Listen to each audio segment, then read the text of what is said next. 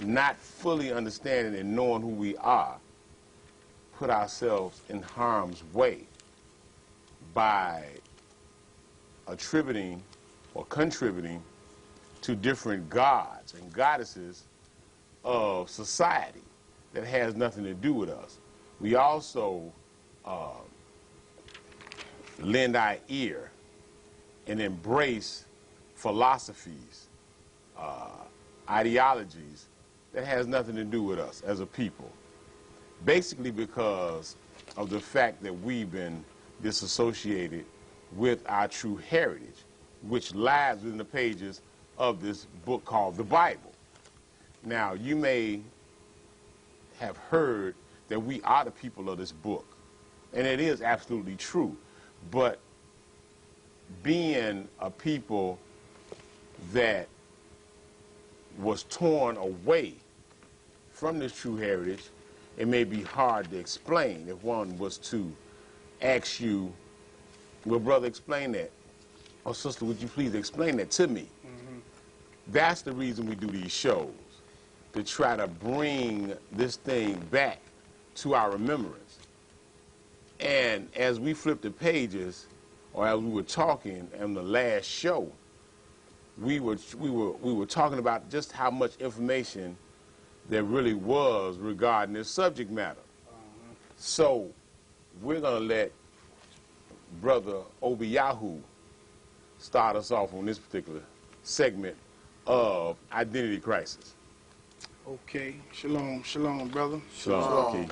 Okay, go with me to Psalms 83. And I'm going to start at verse 1.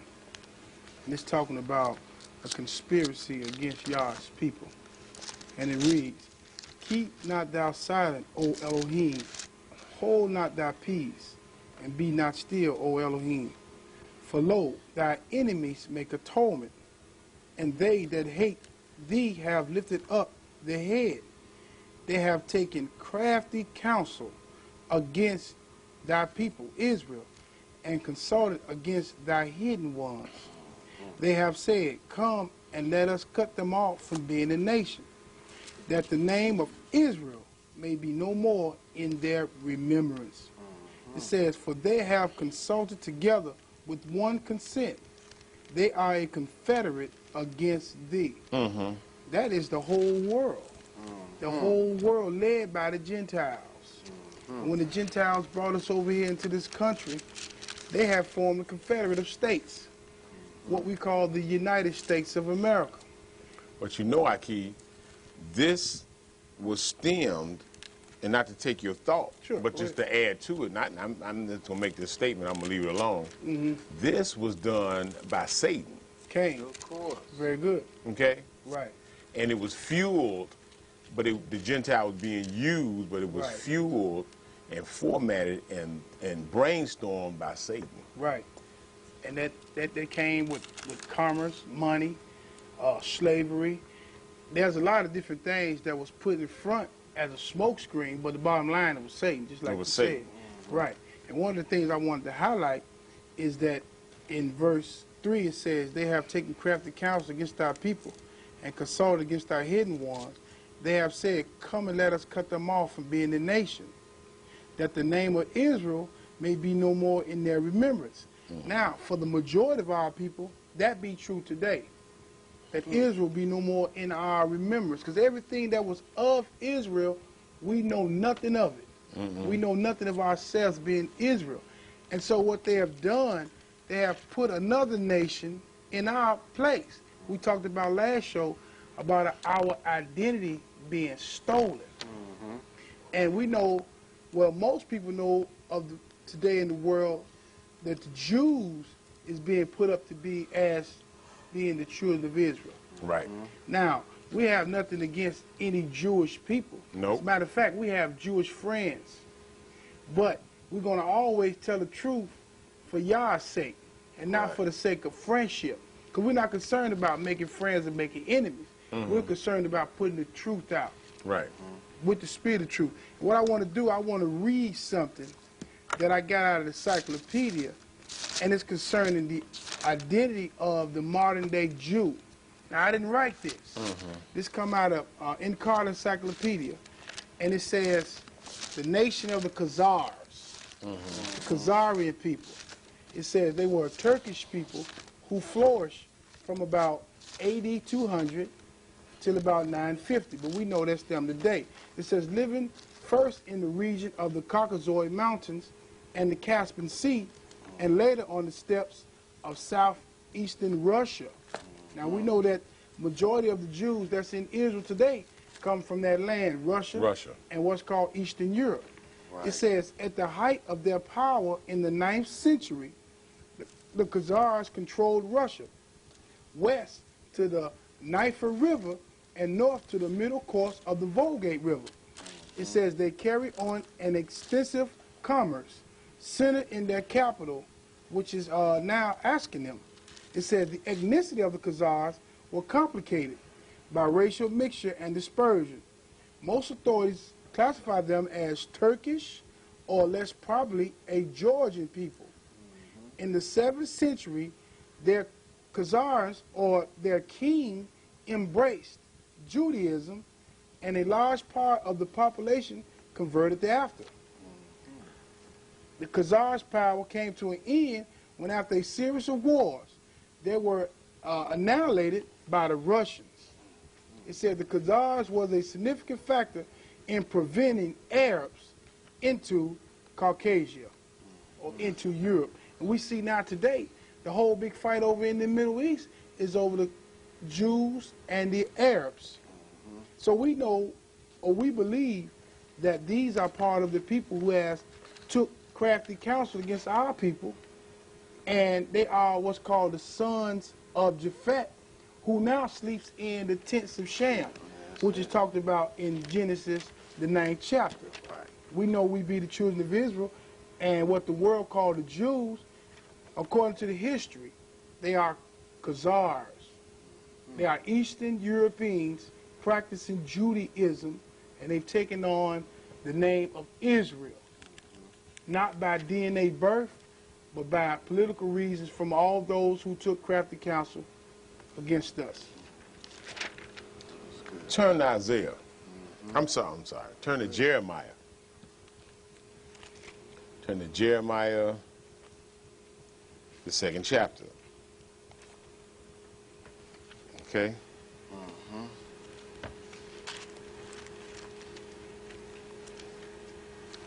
Go ahead. And the 14th verse. And I also ask this question. It says, is Israel a servant? Is he a homeborn slave? Why is he spoiled? He say, the young lions roared upon him and yelled, and they made his land waste. His cities are burned without inhabitant. Also the children of Memphis and Taphias have broken the crown of thy head. Hast thou not procured this unto thyself, in that thou hast forsaken Yahweh, thy Elohim, who he led thee by the way? Now, back to the point that I made in the first segment. The reason that you see Israel in this condition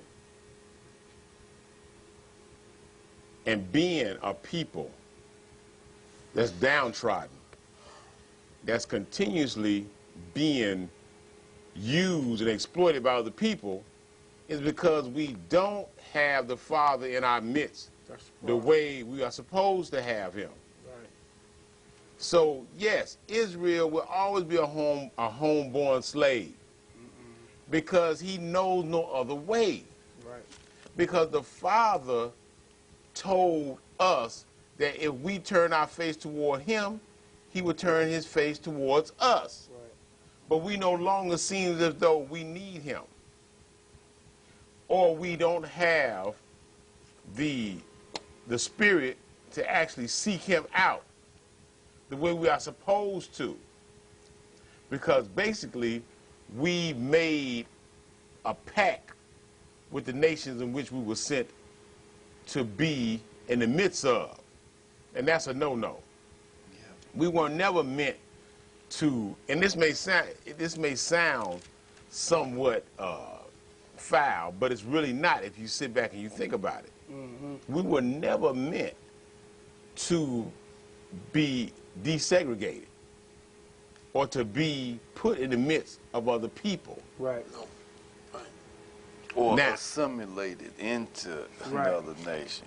We were never meant to be that way. That's right. We are separated for a reason. The Father has his own plan for us.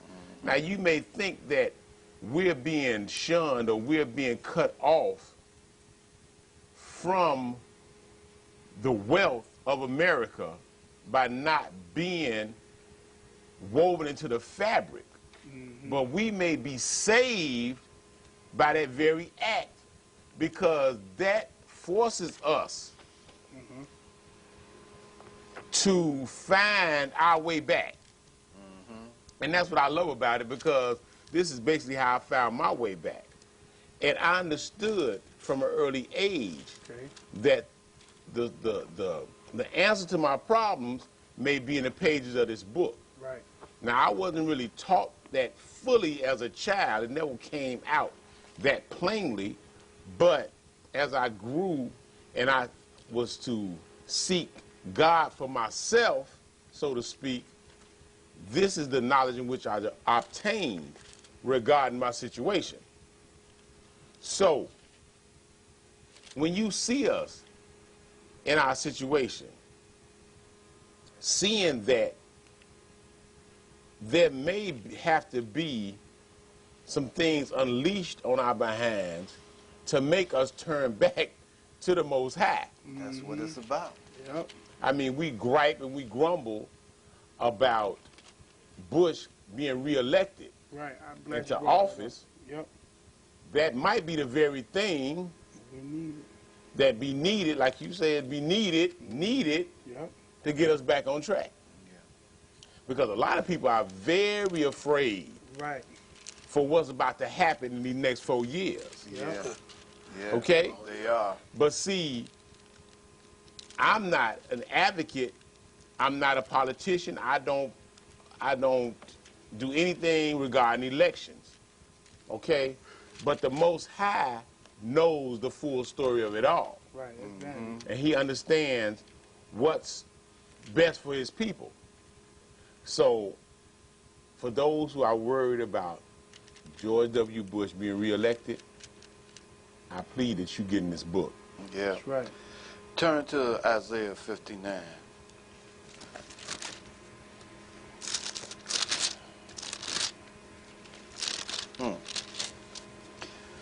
Start at verse 1. It says, Behold, Yahweh's hand is not shortened, that it cannot save, nor his ear heavy, that it cannot hear. But your iniquities have separated you from your Elohim, and your sins have hidden his face from you, so that he will not hear. This is just what Kazakiel just got through talking about. Why we can't move beyond the status or stage that we find ourselves in. Right. We've got this brilliant idea. I've heard people say, well, we can pull ourselves up by our bootstraps. But you keep forgetting you don't have no boots with no straps on them to pull up That's on. right. Right. Right. So the only thing that you must have to fall back on, see, because remember now, you don't own nothing. That's right. Right. You don't produce nothing. That's right. Consumer. You are the ultimate consumer. Absolutely. Anything you try to put your hand to as a collective does not work. That's right. Everybody else, it works for. Everything you try to work for, try to build yourself up, it seems to fall in the dirt. Yep. But that's because you're not putting the Father in front of you. See, we keep trying to express to you, you have a job to do for the Father. You understand that? Matter of fact, turn back here to Deuteronomy. Mm-hmm.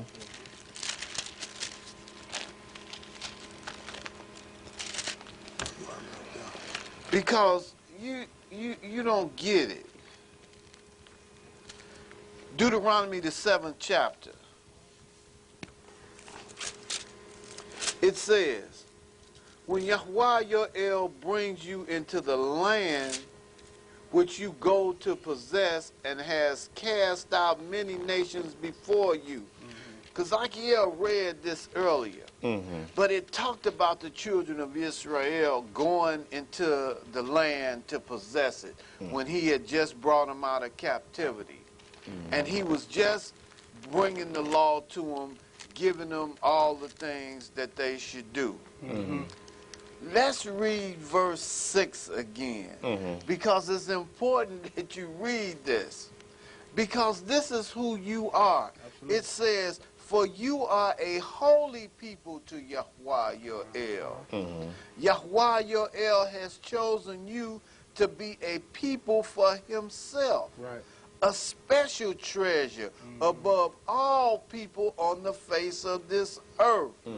Then it says, Yahweh did not set his love on you, nor choose you because you were more in number than any other people, for you were least of all people. But because Yahweh loves you, and because he would keep the oath which he swore to your fathers, Yahweh has brought you out with a mighty hand and redeemed you from the house of bondage, from the hand of Pharaoh, king of Egypt. Now, this is when he brought us out.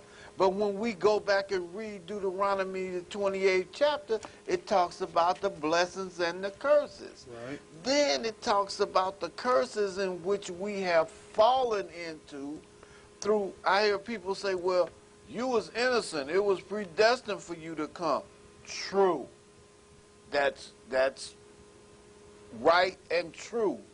But your forefathers, that's right, put you in this predicament. Oh yeah. You might not have done nothing, but you perpetuated it. Right. Because by you not going back, reading what happened, learning what happened, learning your responsibility to the Father so that you can change your circumstances, you chose not to do that. Right. You chose to serve those other gods, right, wood and stone. Don't you understand that a piece of silver and a paper dollar are the wood and stone that the Father talked about? Yep. That big house that you got, that automobile that you driving down the street, feeding it, right? Huh? That's what he's talking about. Why? Because I've heard people say, where you going to get any better than this in here in this country? Well, I can't leave this place. What you better do is start learning your responsibility to the Father, right, and let the Father make that determination for right, you, absolutely, instead of you trying to make that determination for yourself. Look at that. Huh? Because the only determination you can make is that you're going to serve the Father, or else you're going to serve Satan. Right. Huh? Can't serve y'all and money. No, you can't. That's what we doing. Serving y'all and money. But we as a people seem to forget that we've been being used since we've been here. Yeah. We've been marketed as merchandise since we've been here, and still are. Right. Because if you listen to the radio, and some of that garbage that some of these young groups come out with, I mean, profane. If you take the airwaves, and if you are in that kind of position where people are listening to you day and night, I mean, you're on television screen, you're on the radio waves, I mean, on the airwaves, you really need to think about what you're saying out of your mouth. You really need to show people a better image of your people Right. if you are in that position. So, I mean, the exploitation that's being placed on our people is enormous. I mean, we're being used to perpetrate an ignorance, or we're being used to perpetrate and to further move Satan's agenda Yep. more than anything. Yeah. Because what they lead us on with is this huge purse that we can acquire by simply acting a fool. Basically, that's what it is. Because we, as a people, was given a gift. That's why the children of Israel was chosen to put out this message that the Father wanted to give to the whole world. That same edge that we have, that people hear in our voices, okay, as entertainers, that same skill, that same edge that we have, irregardless of whatever we set out to do, be it sports, be it, any endeavor that we partake, we always have that edge because the Father gave us that as a people. That's one of the reasons he wants us to be in the forefront of putting out his word. Yes, sir. Because we always had that extra something that drew the attention of the rest of the world. And we've always been like that. That's nothing new. But this thing that's going on nowadays is a crime and a travesty. Yeah.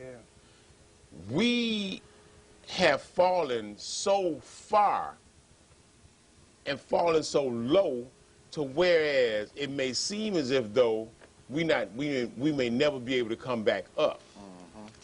But we can come back up with the Father's help. That's it. So, we're doing this show to show that we are the people of this book. And I do reiterate, Jews are not the children of Israel. Right. This has nothing to do with hatred or bigotry. This is just simply stating the truth. Okay? Those of you who may be Caucasian or may be Asian or Hispanic or whoever you are that's watching this show, there's one thing you must understand. The people you think are black, Negro, or African American are the people of this book. Therefore, understanding that, there shall come a day that the powers that be, or certain factions of the powers that be, will come to us to get the Father's wrath up off of them. Yep. Or to tell them which way they should go to get back in the Father's favor. Believe it or not. I'd like to say something or echo off of something you just said, Kazakiel. We read in Deuteronomy the 28th chapter. Deuteronomy the 28th chapter is a chapter that was written about the time when we were given the law of Moses. And we had agreed to be Yah's people. Yes, we did. And Yah agreed to be our leader or our El, Right. our mighty one. So we had signed a contract, Elder. That's it. We had signed a contract Absolutely. to be his people, Yes, we and did. he signed a contract to be our El. Or you want to say to be our God, folks, fine. But that's the gist of the story. And the Father explained to us in this chapter, this is what it's about. Look, because you have taken on this, because we have taken on this, you must do what I tell you to do. And I'm not only giving this law to you, Israel, which is all before me here today in the wilderness of Sinai, but I'm giving it to all of Israel who is not here. That's it. When he said that, that meant all Israelites that are in the future to come, that weren't That's even it. born yet, which is up until this very day as we sit here at this very time. That will be inclusive of us and you too, viewing audience. Absolutely. Yep. Absolutely. We were to do these things, the commands that he gave us in the law. If we did obey, if we obeyed the Father's commandments and did exactly what he told us to do, in the very manner that he told us to do them, the Father told us in verses 1 through 15 that he would give us these blessings. That's what that first part of that 28th chapter is about. What we will receive if we do what he said do. Right. If we fail to do this, the Father promised us, verses 16 through 68, these are the things that's going to happen to you, because these are going to be the curses that's going to come on you because you failed to do my will. You failed to agree. You messed up on the contract. But because we messed up on the contract, in retrospect, when we look back, because we messed up on the contract, it didn't mean that the contract was torn up. That's right. It didn't mean you didn't still have to do it. It simply meant that you are God, you are right now about to receive a whipping. That's it. That's all it meant. The Carter suit that was in the That's promise. all it meant. And when we go over all of these curses of the what? Of this chapter right here, we can look at a people who fit these curses. What people do we know fit these curses any better than us? Viewing audience, read that. Read it very much. Right. If you look at verse 43, and I'm going to go here because it is one of those verses that tells us not only who we are, but it tells us who the Jewish people are not. Right. Verse 43, it says, the alien who is among you shall rise higher and higher above you. Right. That's right. I'm going to tell you something. At one time, we were a dominant force, even in the political arena in Chicago. But guess what? We as a people here, what we know of as black people, are not the most dominant force now. No, we're not. Back to the minority. When we go and we will look at America, our voting power has decreased. We don't have the power in the polls as much as we had years ago. Right. You know why? Because it's changed. The stigma of Deuteronomy 16 through 68 will always be here with us. This will never leave you. This will never leave. It's not going to change. I don't care how much you try it. I don't care what you do. Right. The stigma of these verses here, 16 through 68, is not going to ever leave. Because we as a nation of people cannot exist in another nation of another people. That's right. It says, 44 rather, he shall lend to you, but you shall not lend to him. He shall be the head, and you shall be the tail. Now, first of all, the people that we know of with authority and with a lot of power in terms of money, we know that the Jewish people as a whole, they got nothing but money.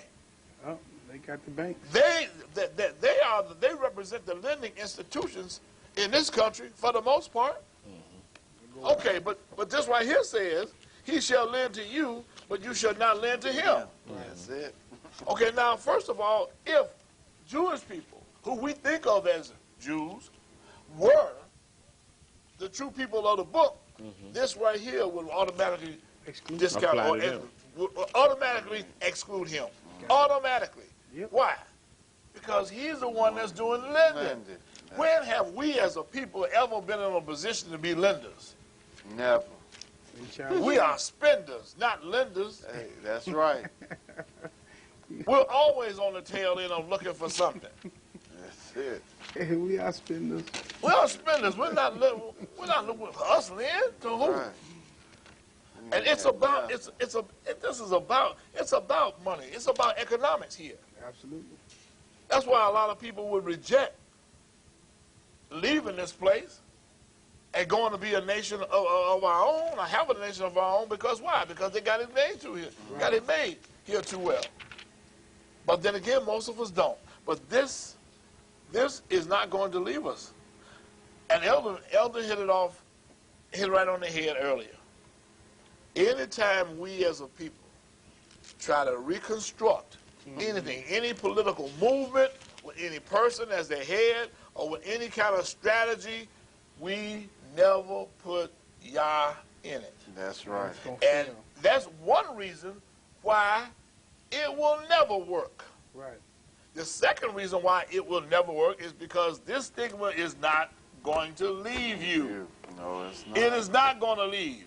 And about us being the head, we will never be the head. Nope. Because it says right here, we're going to be the tail. Yes. The only way you're going to be the head, the only time we're going to be the head, is when Yahushua, or the one you call Jesus, right. when Yahushua comes back. Right. Yeah. And we what? And we what? And we go into the kingdom, which is what we are doing at this very, very moment. We are building the kingdom, because when the kingdom first comes, it comes with no observance. You cannot see it, because all of the work that we've been ordained to do, all of the teaching that we've been ordained to teach, all of the things that Father have given us to do as a special treasure and as what? Priests to the world.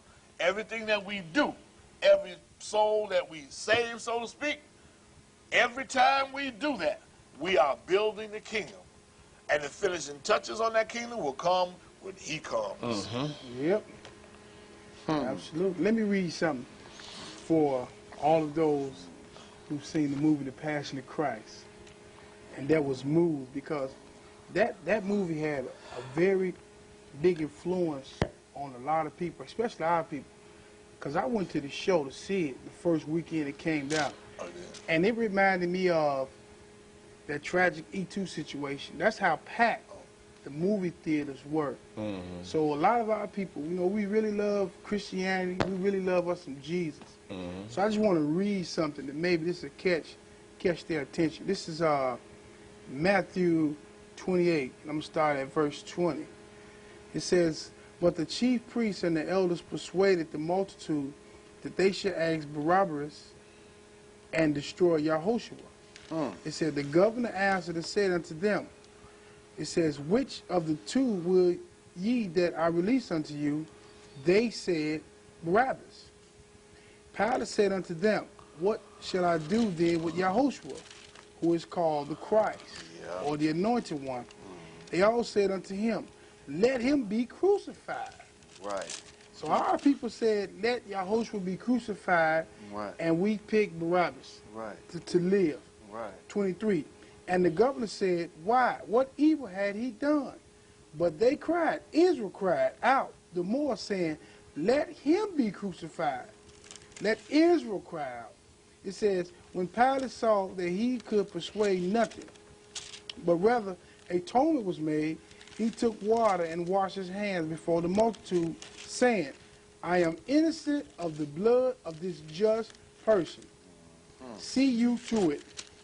Then answered all the people, Israel, and said, his blood be on us and our children.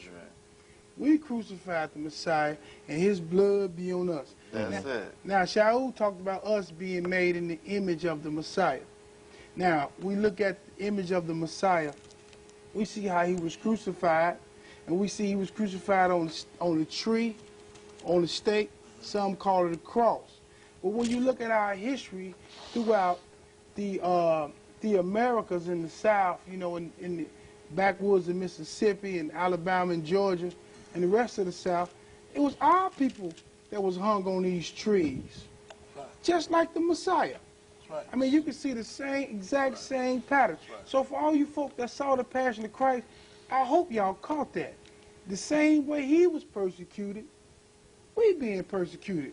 Because we are a mirror image of the Messiah. He being the firstborn of Yah, we being the firstborn of the nations of Yah. We made in the image of Yah, just like he was made in the image of Yah. So I just wanted to point that out and hope that they see this. Verse 25. Then answered all the people and said, his blood be on our hands and our children. That's it. So who are them children? Us. That's us. Absolutely. That's why. His blood is on our hand, not the world, not the Christians. We persecuted him. Had him crucified. We gave him over to the Romans. Again, our plight is turning back to the Father. I want to read a little bit of Leviticus, the 26th chapter, because that's important. That goes along with Deuteronomy Right. 28. 26. Leviticus 26. And I want to start at verse 38. When you get time, you should read this, the whole chapter, from 1 to 46. It says, you shall perish among the nations, and the land of your enemies shall eat you up. And those of you who are left shall waste away in their iniquity in your enemies' land. Also in their fathers' iniquity, which are within them, they shall waste away. But listen to this. This is our way out. See, the Father never closes you in without giving you a way out. Very good. He said, but if they confess their iniquities, talking about you, and the iniquities of their fathers, with their unfaithfulness in which they were unfaithful to me, and that they also have walked contrary to me, and that I have also walked contrary to them, and have brought them into the land of their enemies, if their uncircumcised hearts are humble, and they accept their guilt, no reparations? Right. Huh? What it say? If you do what? Accept the guilt. Right. Huh? Then I will remember my covenant with Yaakov, my covenant with Yitzchak, and my covenant with Abraham. And I will remember the land. Right. The land also shall be left empty by them, and will enjoy its Sabbaths, while it lies desolate without them. Huh? They will accept their guilt because they despise my judgments, and because their souls abhor my statutes. Yet, for all that, when they are in the land of their enemies, I will not cast them away, nor shall I abhor them, to utterly destroy them and break my covenant with them, for I am Yahweh their El. Huh? You see that? The Father gave us a way out. That we do what? Confess and accept. And begin to do the thing that he commissioned us to do. That's right. Simple. It don't take rocket science to do what he asked us to do. All he asked us to do is be obedient. Huh? He didn't ask us for anything else. But see, it just keep going round and round, Elder, because then it comes back to us not knowing who we are. Yeah. And a lot of us are, so to speak, in this spiritual deafness and blindness. Yeah. And left there simply because of the way that we feel, the way that we think. Yeah. And our level of spirituality. Now, a lot of us don't know who we are. A lot of us don't care. That's it. Okay? We don't because we've taken on and we love the wine of this whore. And once you experience the affection of this whore, it's hard to break away. And what I mean by the affection of this whore any outside force other than Yah's embrace that has to do with abhorring sin or accepting sin as a commonplace, that's considered the wine of the whore. Yeah. Now, America offers you insurmountable amount of Strong. anything under the sun that's an abomination and a destruction to you as a human being. You can obtain it here in America, be it sex, be it drugs, be it anything that will destroy you ultimately. Because first it destroys you spiritually. Yep. But it's common. I mean, and it's here in abundance to obtain. And the first people that they bring it to, I'm going to deal with the drug situation now. The first people they bring it to is us. Yeah. Yep. And use us as mules Yep. to pollute and destroy and tear down, Our own people. like you say, our own people. Yep. That's it. We can stand out in the middle of the street and we can openly talk about what we have to offer, Right. which is poison, Yep. to finish killing off the rest of our people that's already downtrodden. But that's not by accident.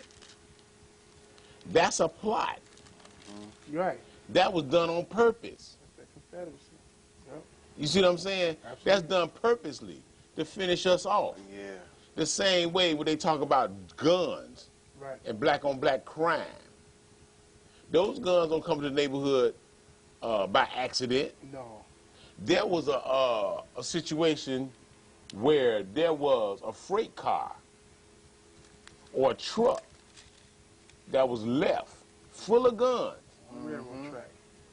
Yep. in the middle of the neighborhood. That's it. Of course. You understand what I'm saying? Left Yeah. there just for the picking. That's it. That wasn't done by accident. No, it wasn't. But see, these are the things that we don't pay attention to. Right. These are the things that will directly tear you down, but you don't look at it. All you looking at is that fast buck. Or all that you looking at is that instant gratification Right. from making a couple of dollars. I mean, turn on the television screen. Who you got? Israelite sisters shaking their behind, half clothed, Yep. to be used as merchandise. On the auction block. Thank you, on the auction block. Things ain't never changed. Nope. No. They just been rearranged. That's Right. it. But at the same time, we trying to find out or figure out how we can come up or how we can get this curse up off of us. Right. But me and Elder was talking about this perpetual sin and how the curse supposed to end at the fourth generation. But the problem with us is every fourth generation, we just keep sinning. That's right. We keep never had a going. fourth generation that purely come and Come. petition the throne of Yah and say, Father, Yeah. deliver us. Right. Come see about us. Right. Kumbaya. Because we keep doing the same things over and over to destroy ourselves, but we want Yah to deliver. It don't work like that. No. It's not going And it'll never work like that. So, I mean, we are afraid to speak out against those things that tear us down the most. Right. You can have individuals in your house tearing up your house, doing everything under the sun in your house. And we talking about your children now. And we afraid to speak against it. Yep. Hey. Why? Hey. Because you don't want to deal with the consequences. Yep. You don't want to hurt your baby. But I got one for you. Bush gonna hurt your baby. Yeah, Absolutely. and you too. Cook County Jail gonna hurt him too. You see what I'm saying? Your baby ain't nothing to the powers that be. No. Right, and you too. That's right. So you better come back and reclaim your You baby gonna send him to Iraq. or your babies. Yeah. You better reclaim your streets or the places where you reside. Absolutely. Where you lay your head. Because what's happening is we are under an attack. And we actually think everything is okay. Yeah. Right. It's like you say, as long as we can walk up to the ATM machine Yeah. and get a couple of dollars out, we don't feel that pressure. No, We don't feel no desire, and we don't feel that there's something wrong. That's right. But see, once you understand that the microchip is here now, Right. Yeah. in abundance, Right. Yeah. that no man, rich or poor, small or great, can buy or sell. Right. Yeah. This next 4 years is going to be a trying 4 years. Yeah. So we as the children of Israel need to get back in this book. Yeah. And even if Bush didn't get back in it, whether it was Kerry, it don't make a difference. Now they were the same, that's the same ideology. Right, right. Same philosophy. Because no man is gonna save us. Nope. No man is gonna save us. But yeah. Yeah, especially when you have two people who are running against each other, and your only selection is between the two, and they both are part of the same organizations and related as well. So you know, there's no escape. This thing is not going to leave us until we do what Yah said do. That's And it. that was to come together, come to Him, get it together, repent for the sins of our fathers, and you know, and the thing is, until we as a people return to Him, He's not going to return to us. No, he's not. You see, the church is waiting for Him, but guess what? He waiting for us. That's it. But see, the church don't understand that. They don't know nothing about that. They don't know nothing about Him waiting for us. No. They don't know nothing about that. They think they wait for his return. They wait for Him. But you know what? We have a direct input. We have a direct effect on what He does because He already done said it. The trouble is, you didn't catch it. Look at That's that. right. So, you know, it's just a thing whereas always keep your ears open. Right. Don't reject truth, because truth may come to you from any one of us. Right. It may come to you from a child. But you thinking, well, you know, you might take it as a joke. Right. But you never know where truth comes from. That's why I always have expressed those around me, students, during class times, at any time, someone has something to say, you always listen. Listen enough, show respect to listen. And after you show the respect to listen, you take it, whatever the message was, whatever the topic was, you take it home with you. You study it, you think about it, meditate on it, and then you decide as to whether you want to accept that or you want to reject that. But whatever you do, whenever someone speaks, do not shun them, because oftentimes the truth will come to you via ways that you know not of, that you know not think of, or you don't think of, and you would have shut the truth down, because it will be brought to your attention later on, why did you reject the truth? And you may say, I never heard it. That's because you wasn't listening. That's right. And you weren't supposed to shun it. So when you lean there, when the truth comes to you and you have a deaf ear on it, you don't want to hear it, it's going to come back. When I say come back, I mean it's going to come back on you. you may not receive it again, but this is what you should do. You know. Jeremiah, the 4th chapter, verse 1, it says, if you will return to me, O Israel, says Yahweh, return to me. And if you will put away your abominations out of my sight, then you shall not be moved. And you shall swear that Yahweh lives in truth, in judgment, and in righteousness. The nations shall bless themselves in him, and in him they shall glory. For thus says Yahweh to the men of Yehuda and Jerusalem, break up your fallow ground, and do not sow among the thorns. Circumcise yourselves to Yahweh, and take away the foreskin of your heart. You men of Yehuda and inhabitants of Jerusalem, lest my fury come forth like fire and burn so that no one can quench it because of the evil of your doing. In other words, turn around. That's all we have to do is turn around. Absolutely. Simple. Seems hard. Right. But all the Father's asking us to do is to come together as the people that he chose to carry his word. Right. That's all he's asking. He's not asking you to bow down, build no monument to him, and then keep running to the monument talking about you serving him and you serving the monument. No. It's beyond that building.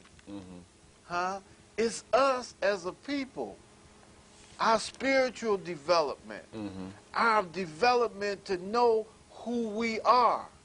That's what this identity crisis is about. Yeah. Learning who you are, Right. so that you'll know who to serve. Right. Simple. But see, we got that sign of the perpetual slave in us. Turn to Deuteronomy, and those don't understand what that's about. Okay. So it's not that, we keep talking about turn, and we like turn from what? Yep. See, that's the thing. We ain't finna let go a lot of this stuff that this whore is offering to us. Yep. So that's why when you say turn, they like turn from what? Yeah. And when you give them what they're supposed to turn from, they like, I'm not letting that go. Right, I know. The sign of the perpetual slave was this. It's Deuteronomy 15 and 16. It say, and it shall be, if he say unto thee, I will not go away from thee, because he loveth thee, and thine house, because he is well with thee. This is the slave that does not want to be free. Right. Yeah. Okay? The Lord of bond servant. Yeah. Then thou shalt take an awl, and thrust it through his ear unto the door, and he shall be thy servant forever. And also unto thy maidservant thou shalt do likewise. It shall not seem hard unto thee when thou sendest him away free from thee, for he have been worth a double higher servant to thee, and serving thee 6 years, and Yahweh thy Elohim shall bless thee in all thou doest. Now, this perpetual slave, or this everlasting slave, is basically our makeup as a people. That's it. It's We identify with our oppressor to the point to where is our oppressor has never feared us in that way, because he knew we were just a darker him. You understand what I'm saying? Yeah. So we think like him, we talk like him, we walk like him, we dress like him. So in that point being, we are a perpetual slave and shall always be, not understanding what to turn away from, the insanities that we accept as people, the things that go on outside our houses, things that go on inside our houses. Okay? I mean, before I came to the knowledge, I was a cut up too. I'm not innocent. No. There's a none lot of us. things that I did, Right. running the street, doing my own thing, Yeah. until I came into the knowledge and the Father started to deal with me, and I turned back to Him. You see what I'm saying? But I had to get that all out of my ear, Yeah. which is basically that spirit Right. Yeah. that this whore offers Right. and that we embrace. It's like I was saying earlier, there's so many things that we as a people want to embrace, and we may think it's minute, but I did a class that talks about whatever we do in the spirit directly affects the physical, Yeah. and vice versa. So you can't go out here and put your hand on anything and think that it's going to be to your best interest spiritually. And you can't do anything spiritually and think it's going to come manifest to benefit you in the physical. Yes, sir. So always remember that, and remember, we are the children of Israel, and this show was about identity crisis. And with that, I bid you shalom.